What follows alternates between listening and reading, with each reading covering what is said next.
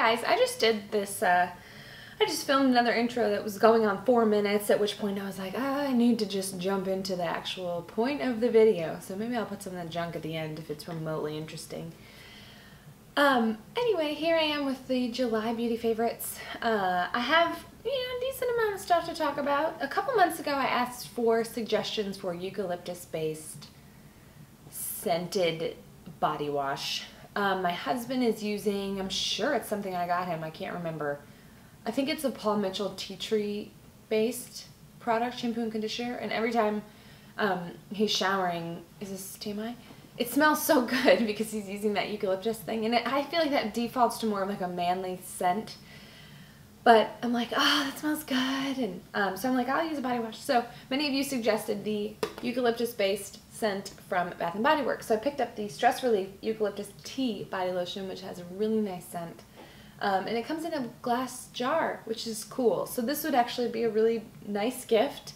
A little bit nicer maybe than just the plastic containers. The shower gel's in a plastic container, which I'm always fine with because just things in the shower, I don't know, our shower's really small at this new house, so it's not unusual for me to drop things and things to fall on the ground and I don't want it to break. So anyway, but this comes in a glass bottle, smells really good.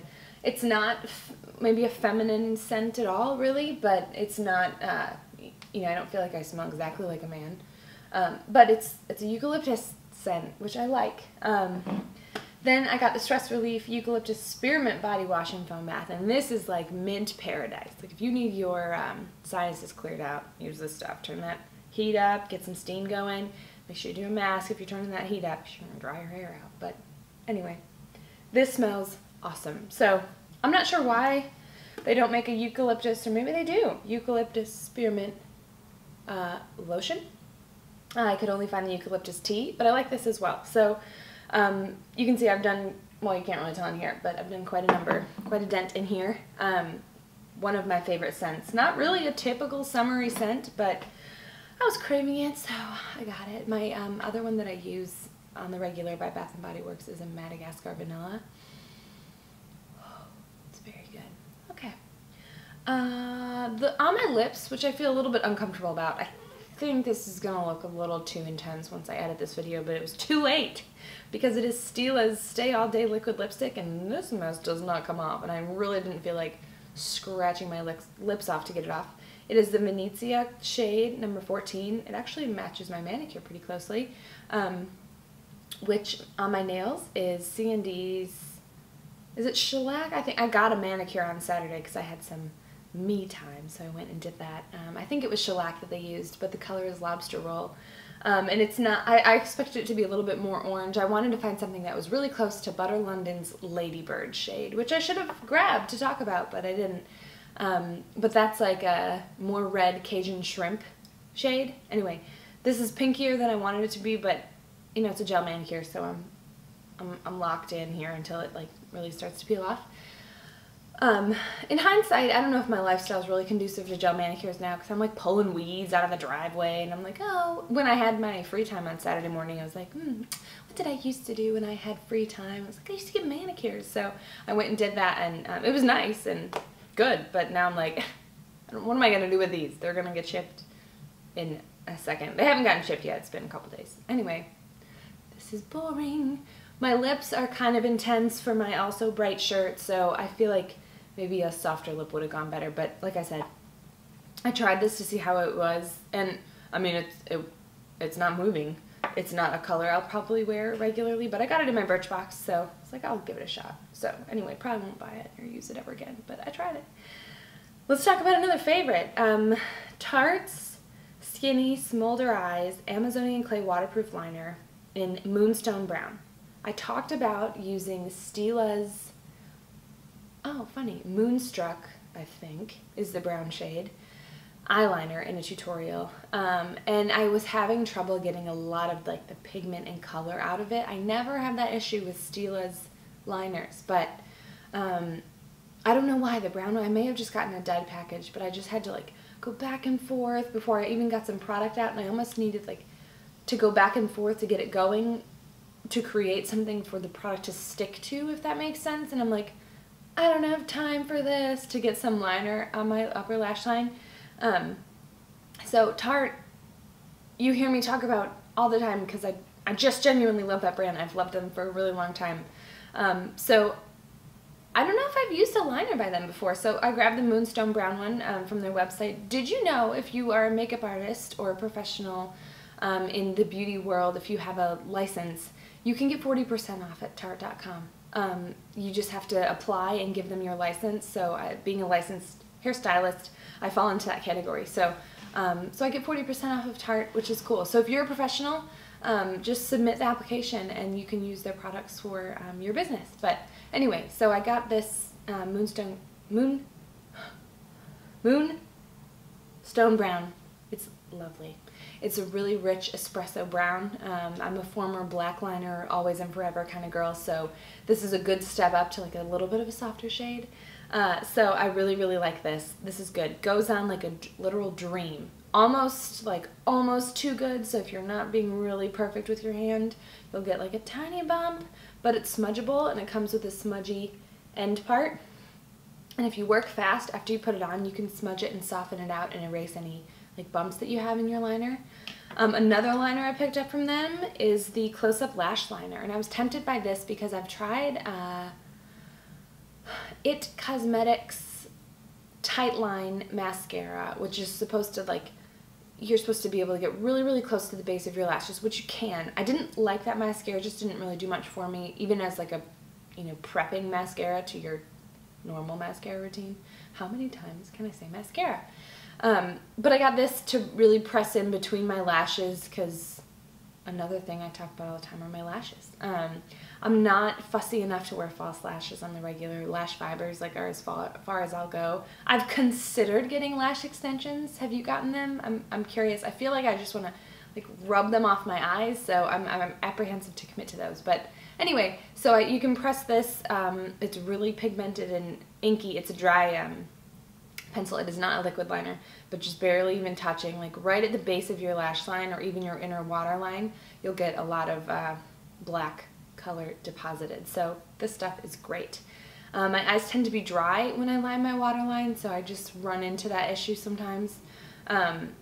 So it's maybe not something I'll do every day, but if I'm looking for like a really solid line around the top of my lash line and maybe minimal on the base, kind of like I did today, this would be what I would use. So 2 new liners from Tarte that I really, really like. Not surprised. I picked up a new brow pencil. Historically, I have been using the Anastasia brow pencil, just kind of probably the most simple, basic brow pencil of the whole brow collection from Anastasia. And brow pencils are something I haven't found a really decent dupe for at the drugstore, so I always go kind of high-end with brow products. But I grabbed the Hourglass Arch Brow Sculpting Pencil in Blonde. No lie, like the day after I bought this, they launched like an additional 6 shades to their previously 3-shade collection. I'm fairly certain they had blonde, brown, black, which in this day and age, like, who the heck launches 3 shades of something, especially when it comes to eyebrows? So now they have, I think in grand total 7 or 9, and they have an ash blonde, like a taupey, ashy, all these different tones and shades, and I'm like, okay, well, thanks guys. This works okay. Maybe it's slightly warmer than I would want it to be, but so next time around, because I really love the product, I'll probably get the most ashy taupe one because my natural color is really, really ashy. But if you can see on here, the product comes out on an angle forever. It is a perpetual angle and it's easy to work with. So you can kind of hold it and it's naturally going to want to follow like a traditional brow shape. And it comes out easily. Like the warmth from your skin warms up the product so it goes on like a dream. I really, really like this pencil. Like I don't think I'll be buying the Anastasia one again. And then it comes with a spoolie on the other end so you can soften out any of your pencil marks so you don't look like, you know, you got pencil marks all over your eyebrows, because who wants that? So, you know, about 6 to 12 months behind the eyebrow trend. I cannot get on board with like the super thick, intense eyebrow. I don't know, it just doesn't work for me. But I'm doing them a little bit more. So this is a great pencil to work with. I never feel like I catch myself in the mirror like, holy moly, but I have much more definition to my eyebrows, which is what I wanted. I helped my sister shop for foundation the other day, which is like my favorite thing to do. If I had endless amounts of time, I would just go with people to Sephora or Ulta or Target and just like pick them out makeup that they need, you know? I'd go to the Sonia Kashuk aisle and pick out all the brushes they need, and it'd be fun. Anyway, she needed a new foundation. She's real picky about foundation. Real picky. I feel like on the regular she just uses BB cream and a little bit of powder. She likes her skin to breathe, but she wants full coverage. She doesn't need full coverage, but she likes that look of like, you know, everything's sort of the same. And she's got great skin to begin with. So anyway, I suggested Tarte's Amazonian Clay Full Coverage Airbrush Foundation. This is the brush I have to go with it. I don't think this is the brush that's traditionally sold with the foundation. I think that brush is much shorter, believe it or not. This is a short brush to begin with. I like using this one. If you're picking up this product, you might want to get the brush that's even shorter than this one that I'm holding, because you can really buff and press it in. But if you have this one works fine too. I mean, it's a tightly, tightly what? Wound brush anyway, so you can really press the product in with this anyway. So I had the shade light beige for a while, and I think it might be ever so slightly too dark. So I grabbed the Fair Light Neutral. This is perfect. Maybe just a touch too light. So if I feel like it, I might open one of these and or both of them, and like mix the contents together and create my own custom color, because I think that would balance it all out. But anyway, I have forgotten how much I love this foundation. I always default to grab my Arbonne Perfecting Liquid Foundation and just put a little or a medium amount of that on, and then dust with some powder. I've been using the Urban Decay Naked Ultra Definition Powder for a while now. And then when I was helping her find a foundation, I'm like, I packed this away when I moved. I need to get this back out. It's great for summer. Full coverage, your skin breathes. Good stuff. I know I'm talking a lot about Tarte. I've had this foundation for a long time. Those eyeliners are new this month, but I just stinking love that brand. So this is not sponsored. They sent me this as a gift because we've worked together before in the past. This is the Showstopper clay palette. I did a whole tutorial on using this palette, like a day to night look you can get. This is a beautiful palette. This would be something that had I not been sent it as a gift from them, I would buy it, because these are the perfect shades that I use if I'm going to do my makeup. The blush is like a beautiful peachy pink. You know what? The pictures online do not do this palette justice. All of them that I found when I was putting this post together, they look this entire palette looks way more orange than it does in real life. So don't be turned off by those photos. And a lot of places you can buy makeup and return it anyway, so just check the return policy of where you're buying it. But I love the shade of this blush. Love. Love. The bronzer is really good too. It's intense. Like, you just almost need to like barely press your brush into it and you'll get plenty of product on there. Highlighter's gorgeous as usual. And all of these shades are really nice neutrals. You've got like deep colors and then really pretty wearable daytime light colors. It's a stinking good palette. I had fun doing my tutorial about it. So anyway, Showstopper palette has been a favorite for this month. I went to Charlotte with my sister a couple weeks ago, and like I just brought this. And usually I bring like a backup option, like maybe I'll want to wear a different blush that day or something. I was like, no, this is all I need to work with. And so it was good. So have been loving that palette for the month of July. I also did a post, not sponsored, on my own free will, about the I hope I'm saying that right, My Couture makeup papers. These I found at Anthropologie, and when I saw them I was like, huh, that's gonna be a nightmare to work with. I did not think these were gonna be cool. And so I used them, and in the tutorial I tried to not use any brushes, so that's why I'm using my fingers in it, because kind of the concept is like, you know, quick, easy to work with, on the go, throw these in your bag when you're traveling, or throw them in your purse or your diaper bag or whatever. So I didn't want to like whip out my brushes and make it all perfect, because if it's a truly on-the-go product, you maybe won't bring your brushes with you. So these, though, if you're going to use them at your house, just use a brush to like soften things out if you need it. I really ended up liking these, and I didn't think I was going to, but and then I went and checked out the My Couture website, and there's like a ton of different options, as well as like traditional blotting papers that you'll find. What are they, like rice typically rice paper to blot up any extra oil. But then she has some like makeup based ones that will deposit color onto your face. So there's a bunch on there that you should check out. But this was a favorite, like so much so that I left it up here in my office and I was getting ready one day. I was like, I really want to use those my Couture papers. And I didn't think I was going to have that reaction to them, so I came up here and grabbed it. So definitely a favorite for July. Check it out. Anthropologie was just doing a sale. I wish I would have filmed this earlier. I'm like 20% off your item of choice if you like sign up to become a member. So that would have been a good deal. But anyway, I hope to do more with those and maybe experiment with some more of these papers to, you know, give you my full review. No beef on Redken, but both of my disappointing products for the month were Redken. The Braid Aid 03 Braid Defining Lotion just really didn't do anything for me. I mean that in the most literal sense. Did nothing.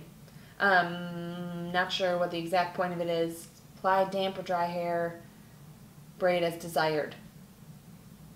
It's, I don't know, it's maybe like the most mild, useless, good for nothing gel. I don't know. Did nothing. Don't bother. Redken's Air 808. Really wanted to like this. I've tried this a couple times. Also, nothing. All over Bodifying Cream Mousse. Maybe because it's in like a cream type product. It didn't weigh my hair down, but it didn't do anything like stand out amazing. So, yeah, 2 wastes on Redken products here. Anyway, those are my favorites for the month of July and a couple disappointing products at the end as well. But I do hope you enjoyed this video and enjoyed seeing a little color on my person, because I get yelled at for not wearing color, but here I am. Anyway, if you want to see any other favorites videos, you can find those on my YouTube channel or on my blog as well, which you can find at www.thesmallthingsblog.com.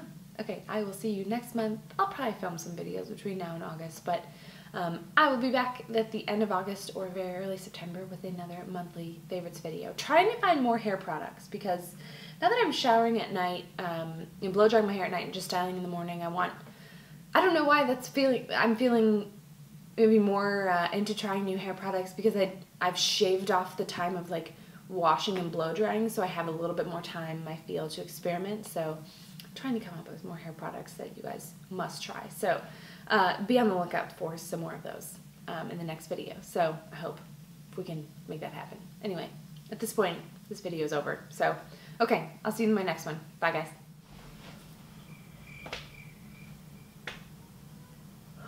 Nice start. You good? All right. What am I doing? Do we need to start over? It's as if I'm getting worse with time.